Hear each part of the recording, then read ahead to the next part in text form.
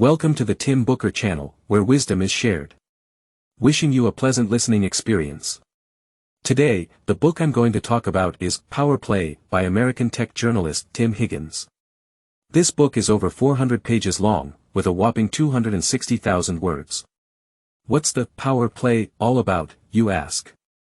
Well, the subtitle says it all: Tesla, Elon Musk, and the bet of the century. In a nutshell, it tells the story of Tesla under the leadership of Elon Musk, a company that disrupted the global automotive industry. But this book isn't just singing praises for Musk. The term power play carries another layer of meaning. Tesla's journey to its current status was marked by intense internal struggles and conflicts over its direction. In 2023, Tesla celebrates its 20th anniversary, and by September 2023, Tesla's brand has produced its 5 millionth electric vehicle. The company's market value has even surpassed the combined values of traditional giants like Toyota, Volkswagen, Mercedes-Benz, BMW, and General Motors. The rise and impressive achievements of Tesla are often attributed to the personal genius of CEO Musk. However, what you might not know is that Tesla wasn't founded by Musk, and even the name Tesla wasn't his creation. The company's earliest battery developer was an engineer named Straubel, and the first product manager was an internet entrepreneur named Eberhard. The design of Tesla's direct sales stores came from a former Apple employee named Blankenship, and the best-selling Model 3 was created by another ex-Apple member, Field. I mention these individuals for two reasons. First, they all had their moments of synergy with Musk and made significant contributions to Tesla during specific phases.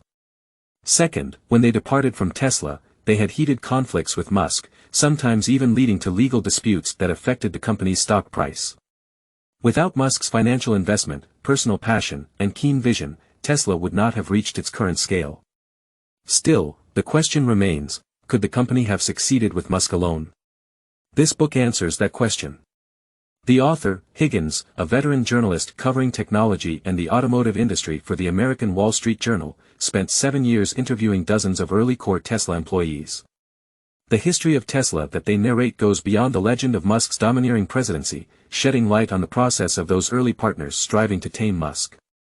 If not for these early employees with their distinct expertise and the ability to stand up to Musk's temper on major issues, Tesla, even if it had survived its initial challenges, would have expanded at a much slower pace.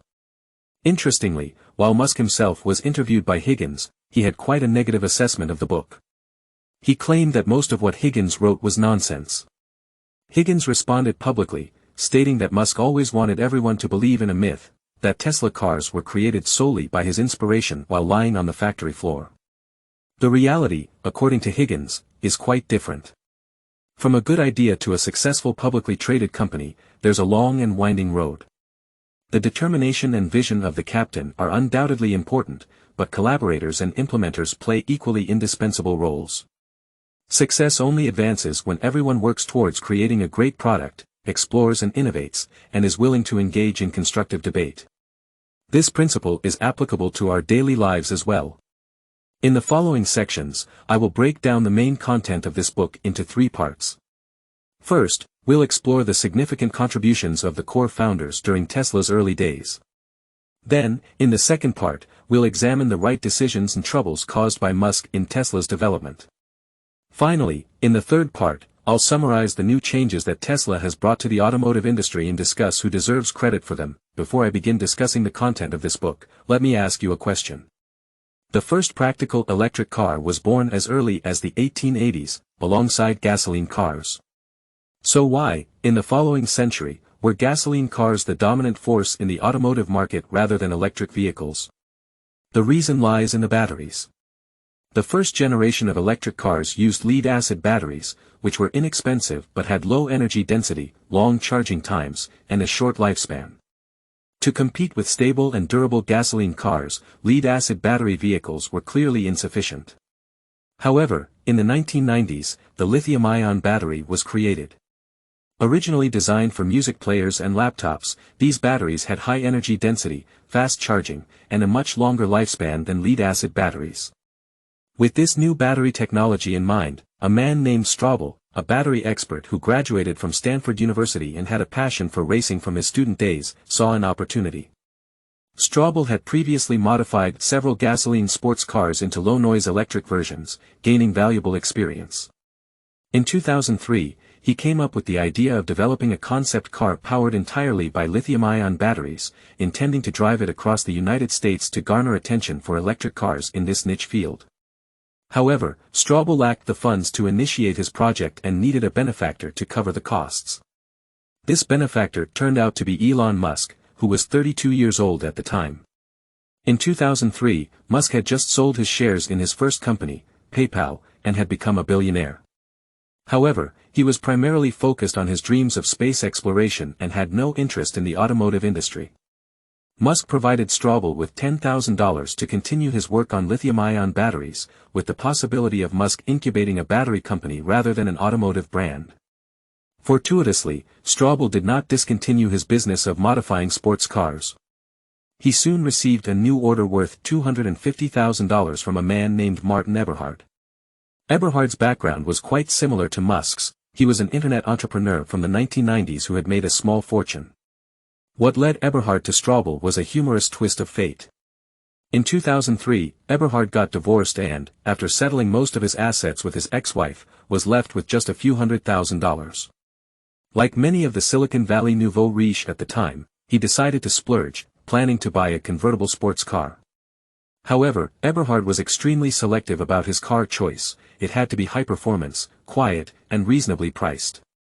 These requirements could only be met by electric cars at the time, as there were no ready-made electric sports cars available in the United States. Straubel's team, using the latest lithium-ion battery technology, was the only one willing to take the order. After visiting Straubel, Eberhard had a bold idea: could lithium-ion battery electric sports cars be turned into a mass-produced industrial product? Eberhard wasn't merely daydreaming. He had experience in designing electronics and was well acquainted with the concept of original design manufacturing, ODM, a prevalent model in the electronics industry. He believed that ODM, though rooted in the electronics sector, could be applied to car manufacturing as well. After all, the automotive industry is vast, with suppliers worldwide. By finding the right manufacturers and outsourcing the design and assembly work, even without a factory, cars could be produced. The only aspects that needed to be developed from scratch were the battery pack and electric motor, which Straubel could handle. Eberhard even came up with a cost-sharing strategy: only produce high-end, two-door sports cars, each priced at $80,000, targeting high-net-worth customers eager to embrace this new technology. This way, the entire project could break even in just a few years. So, Eberhard transitioned from a car buyer to a car manufacturer. In July 2003, he registered his electric car company in Delaware and named it Tesla, after the father of alternating current, Nikola Tesla. Eberhard soon earned the nickname Mr. Tesla. Straubel and his team, meanwhile, were tasked with developing the batteries and motors for Tesla. However, the new company still needed significant funding, and according to Eberhard's estimates, at least $25 million would be required to produce mass-market electric sports cars within 3 years. He couldn't personally provide that amount, and the investors he sought happened to lead him to Musk. Initially, Musk didn't intend to be involved in Tesla's daily operations. He agreed with Eberhard's vision of creating an attention-grabbing high-end electric sports car to open up the high-end market. So, even though Musk personally invested $6.35 million in Tesla's series of funding round, he did not take on the role of CEO. Tesla's first-generation product, the Roadster, was developed under the leadership of company founder Eberhard. Eberhard was inspired by a British sports car from Lotus called the Elise. He intended to purchase hundreds of Elise chassis, have the design modified in the UK, install Straubel's developed battery pack and electric motor, produce the car in the UK, and then sell it in the United States. This approach would eliminate the need to build a dedicated factory. However, they encountered several setbacks. Tesla outsourced the overall design of the new car to Lotus, but Lotus didn't have much faith in the new company. They quoted a high price that exceeded the budget. Additionally, there were issues with the battery supply. Straubel bought 7,000 laptop batteries from LG in South Korea, encased them in a safety frame he developed, and installed them in the prototype vehicle. However, LG, upon learning that they were used for making cars, was concerned about the risk of high-temperature fires damaging their reputation and declared that they wouldn't be a supplier for Tesla. By the spring of 2006, the funding from the Series A round had been depleted, and the prototype for the Roadster had not been completed. It was nowhere near the level of production that Eberhard had envisioned, and there was a gap of at least 2 years from his initial plan. At this point, it became apparent that Tesla's initial founding team had a significant issue: none of them had a strong understanding of finance. Straubel was a technical expert, and Eberhard was focused on product development. Both lacked experience in automobile manufacturing, and their budgeting was mostly theoretical, resulting in overspending on almost every item. It was at this juncture that Musk decided to intervene. From February 2006 to May 2007, he led 3 rounds of new funding, raising nearly $100 million and successfully resurrecting the Roadster project. However, Musk's relationship with Eberhard was strained. In August 2007, Musk hired an external CEO and demoted Eberhard to the position of Chief Technical Officer. Eberhard, one of the true founders of Tesla, was now responsible for just the Roadster project. While securing investments for Tesla, Musk identified another issue: Eberhard wanted to create a small and exclusive company targeting high-end customers. This would mean a company with an annual revenue of no more than $30 million and high initial investments, which would not be attractive to investors seeking high returns. To attract more investment, Musk drafted a 10-year plan in the fall of 2006. The 3-step plan included: 1. Launching the Roadster to the market to establish the brand image. 2. Producing a high-end family sedan and an SUV positioned close to the BMW 5 Series, the future Model S and Model X, priced at $45,000 to make them affordable for middle-class American families. 3. Creating a more affordable product to attract average car buyers, the future Model 3. Musk believed that Tesla would usher in a golden era for electric cars. However, all these ideas had a prerequisite: the Roadster couldn't fail. But this fateful sports car had been a source of steep learning curves for the founding team. Eberhard managed to unveil a prototype of the Roadster in July 2006, and Straubel secured a battery supply agreement with Panasonic in Japan. The batteries had to be produced in Japan, assembled in Thailand, then shipped to the UK, where they would be integrated into the chassis. The completed cars would finally be loaded into shipping containers and sent to the United States. This complex supply chain pushed Tesla's costs higher, even exceeding the $80,000 pre-sale price per vehicle. To make matters worse, Tesla had no inventory to sell for months before the new cars arrived, which meant no cash flow. Suppliers, on the other hand, had to be paid. This resulted in the company amassing tens of millions of dollars in accounts payable, pushing Tesla to the brink of bankruptcy. The conflict between Musk and Eberhard escalated, and in January 2008, Eberhard was removed from the board of directors. The highly anticipated Roadster was finally delivered from February 2008, more than a year behind schedule, and the price had escalated to $110,000, causing a stir. Over the following 4 years, Tesla sold a total of 2,450 Roadsters, completing the first step of the 10-year plan. However, the company's financial, supply chain, and sales flaws were glaringly exposed. These challenges would become a new test for Musk. The book has detailed Tesla's operations in its early years. In the first 5 years, Straubel was responsible for core technology, Eberhard oversaw product development, and Musk provided investments. However, because none of them had any experience in the auto industry, the development of the Roadster was filled with difficulties. The trio eventually disbanded. Starting in 2008, Musk took on the roles of CEO and Chief Product Officer himself, and brought in numerous experts from outside. Straubel continued to lead the development of the battery pack and electric motor. Tesla also began accelerating into the second and third stages of the 3-step strategy. During these 2 stages, what did Musk primarily focus on? First, he continued to seek investments. As previously mentioned, the Roadster faced significant delays in development and cost overruns due to supply chain issues. Although the price was increased later, the profit margin remained limited and was insufficient to support the development of the second-generation models. To keep the company afloat, Musk traveled the world to seek financial support. In 2009, he secured a $465 million loan from the U.S. Department of Energy, and all of this funding went into the research and production of the Model S.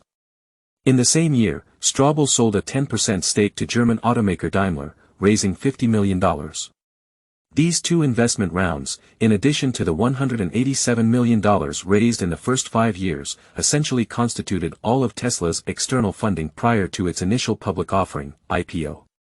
You might be wondering why Musk, a billionaire, needed to secure these funds. Don't forget, Tesla wasn't Musk's only entrepreneurial endeavor. He was also involved in SpaceX, where he aimed to build rockets and spacecraft, a venture that was even more capital-intensive than Tesla. In the fall of 2008, both Tesla and SpaceX found themselves in financial turmoil. The financial crisis hit the US, and capital became scarce.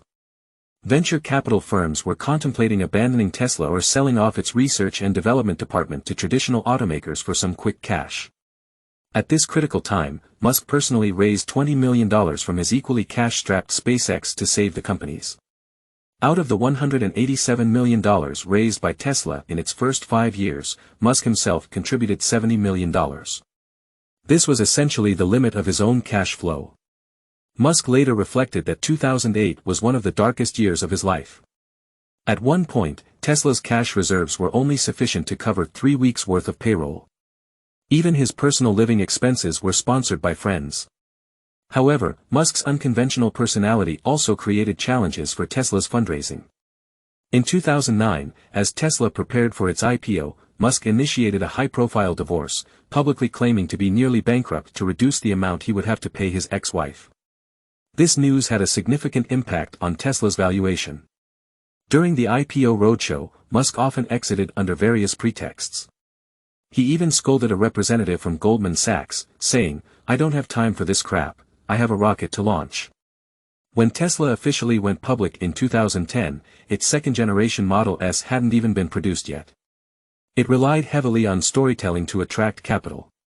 At this point, Musk said he had to focus on rocket matters, which scared off another group of potential investors.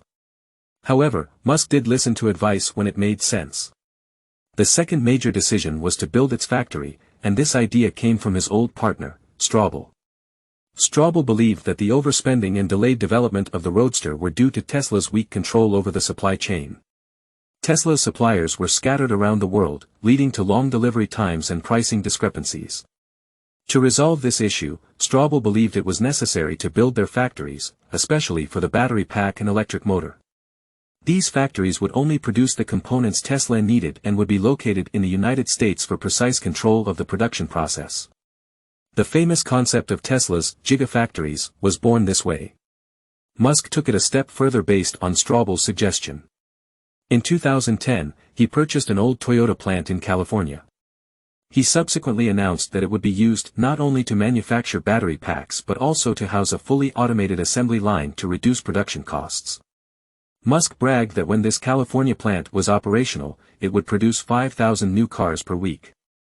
He declared this facility as his home base. This was quite an ambitious move, but who would run this new factory? Musk couldn't do it all by himself. He learned a concept from Tesla's UK general manager, Peter Rawlinson, called the Special Forces. Rawlinson explained that the traditional auto company's operations were like the First World War, with generals controlling thousands of new recruits charging onto the front lines from hundreds of kilometers away. This approach was not only inefficient but also costly and not suitable for new players like Tesla. When building the new team, Rawlinson proposed that they create the Special Forces, or Delta Force. The team would be small in size, with the leaders staying on the front lines and making adjustments based on the situation. When Musk was planning Tesla's self-built factory, he used this Special Forces idea. The commander of this Special Forces was named Field. Before joining Tesla, Field had diverse experiences. He had worked as a development engineer at Ford and also served as vice president at Apple Incorporated under Steve Jobs. He had significant experience in hardware development and team building. The tasks Musk assigned to Field were twofold. Field was responsible for helping the California factory get on the right track alongside Straubel, and he was also tasked with leading the development of Tesla's third-generation vehicle, the Model 3. While significant construction was underway in the factory, Tesla was also preparing to produce the already designed second-generation Model S in small batches starting in 2010. Field was in charge of coordinating any issues on the production line. It can be said that from 2011 to 2018, Field was essentially the second most important figure in Tesla. He played a pivotal role in the second and third stages of the three-step strategy. However, Field's relationship with Musk eventually evolved into a love-hate dynamic. This was partly due to Musk's management style. The author of this book, Higgins, noted that Musk had to balance his roles at both Tesla and SpaceX, often shuttling between the two headquarters. Sometimes, he would be absent for several months, while other times, he would stay at the factory for weeks, pushing the management team to address his most pressing concerns immediately.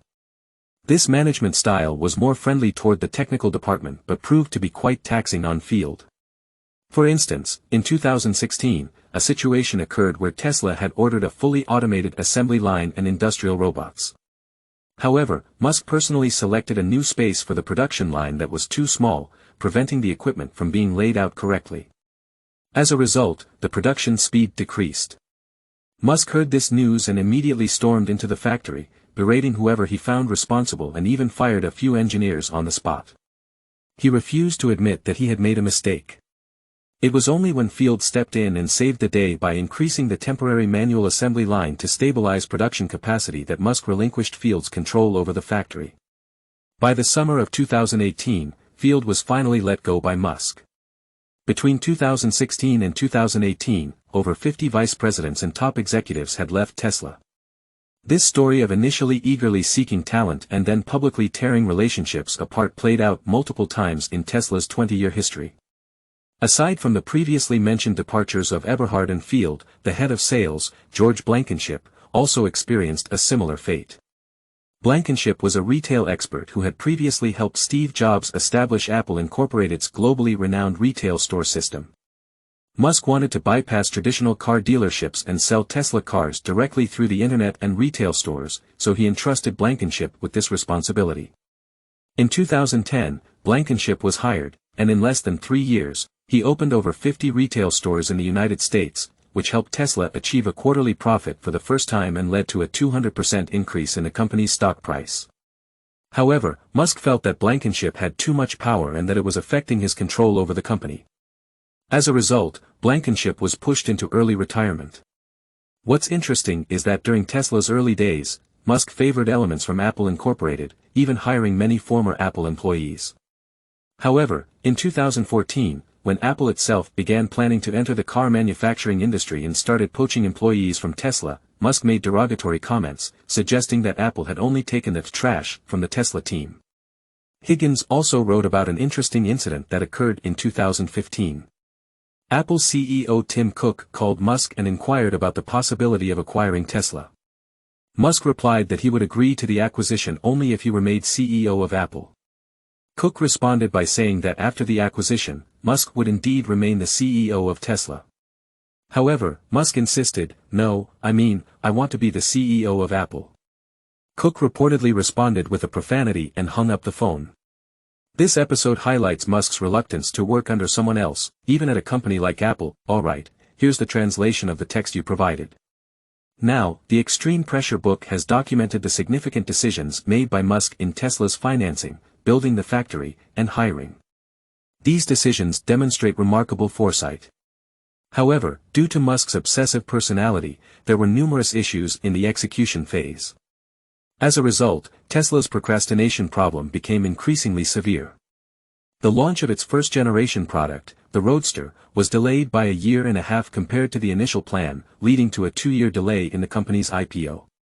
The second-generation product, Model S, had a prototype in 2009 but didn't begin mass production until 3 years later. The third-generation product, Model 3, began pre-sales in the spring of 2016, but it took 12 more months for the production capacity to barely catch up. As for Musk's promise of producing 5,000 cars per week, it was delayed by 8 years before it was fulfilled. According to Musk, the procrastination at Tesla was mainly due to team members not understanding his intentions. However, one might question if Musk himself bears no responsibility. Higgins offers some analysis on this. He notes that the automotive industry has always been a long-cycle, low-margin, high-risk sector that requires substantial cash flow for support. Traditional automakers, like Ford, which produces over 1.4 million vehicles per year and has revenue close to $160 billion, usually have a profit margin of just $2,800 per vehicle. Developing a new car typically takes 4 to 5 years. To mitigate these risks, Ford, for example, maintains over $20 billion in cash on its balance sheet as a safety net. In contrast, Musk had a vision to disrupt the automotive industry. In operating Tesla, he believed he could change the business model of traditional automakers. He aimed to raise funds, build factories, and manufacture cars simultaneously. This approach was intended to shorten the development cycle and increase profit margins. However, some rules were unbreakable. For instance, the initial funding shortage significantly contributed to Tesla's production issues. The fully automated assembly line that Musk had high hopes for took 2 years to go from procurement to stable operation. In the end, it seemed that innovation also had its limits. Even Musk had to accept this reality.